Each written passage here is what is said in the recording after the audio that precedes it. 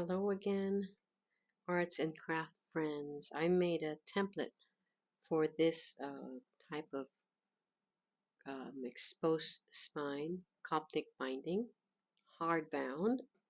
So I made a template for each of the pieces. We have the inner board cover, which goes inside to cover the outer board cover. We have the hard board, which is just a chipboard, which is the cover. And we have the outer board cover, which is the decorative paper. So once you have these ready, it'll be so much easier to just trace them on your decorative paper and start cutting. So I made them all in 3 different colors, so it's easier to see and distinguish one from the other. So it does help, so I encourage you to make it and make it much easier when you start creating this Coptic stitch exposed spine binding.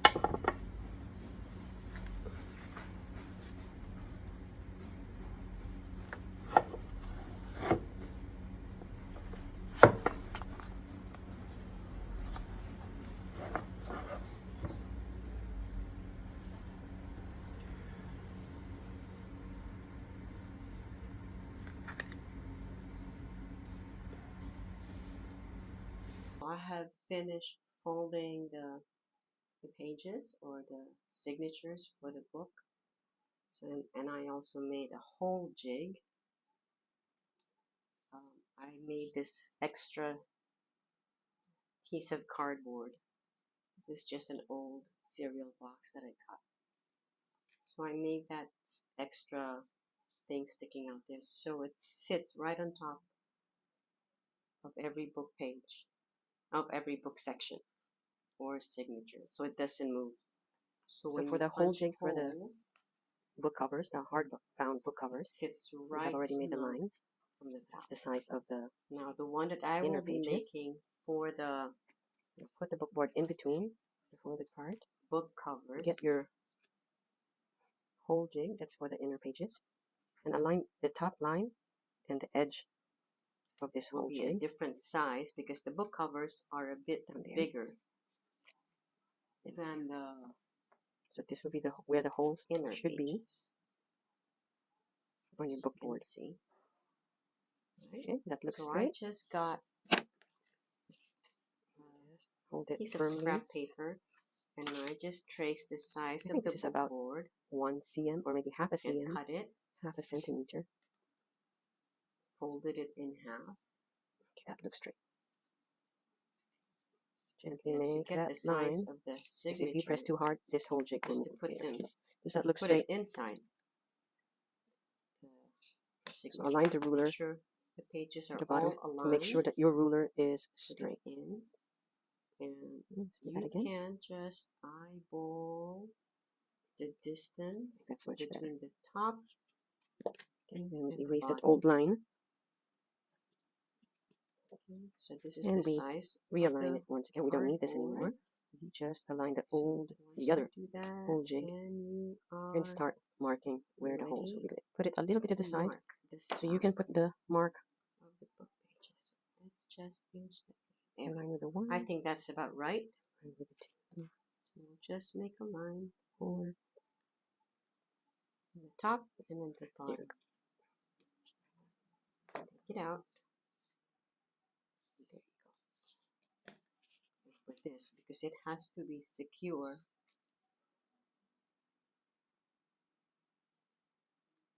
Then you just decide. This one goes that way. You get your ruler and decide how far you want the holes to be. Just I think it's 1 cm should be fine. Just about there. Make sure the bottom of your ruler is aligned straight on the edge.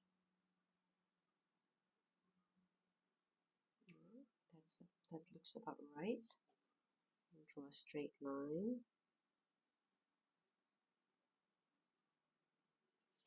And we get the other whole jig that I made for the inner pages, and you align it with the top and the bottom line, because that's the size of the inner pages.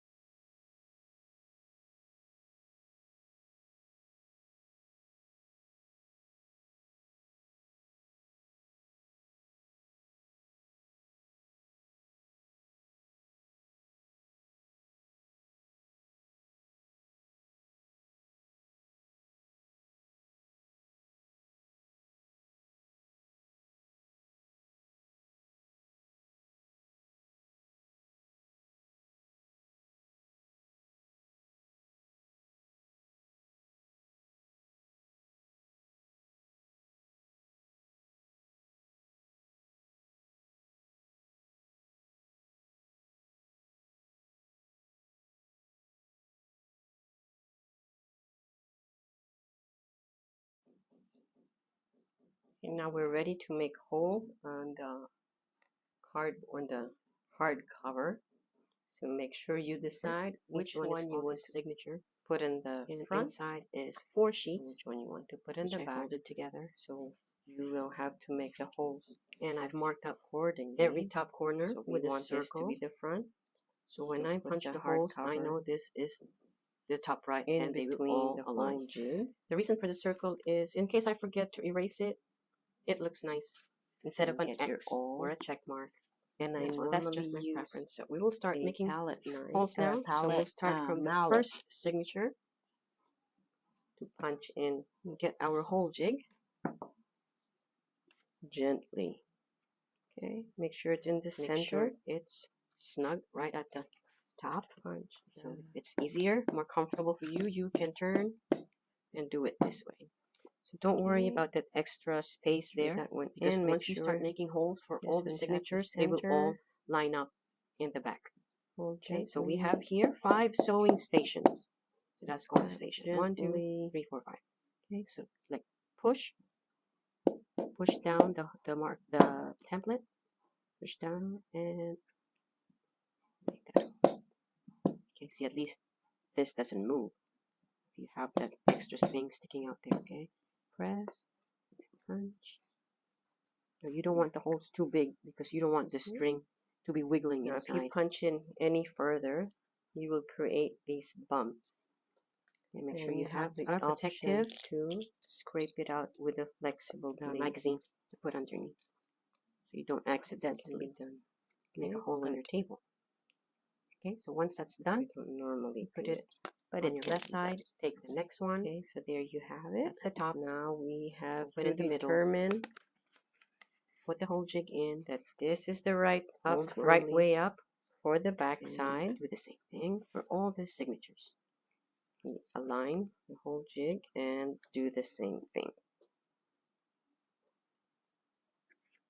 Go.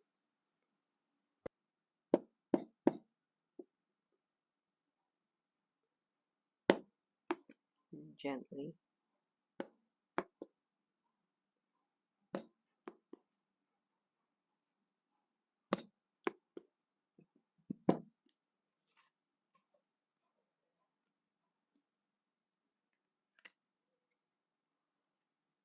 Then we can just punch it in more to make it a little bit bigger so the needle and thread can fit through.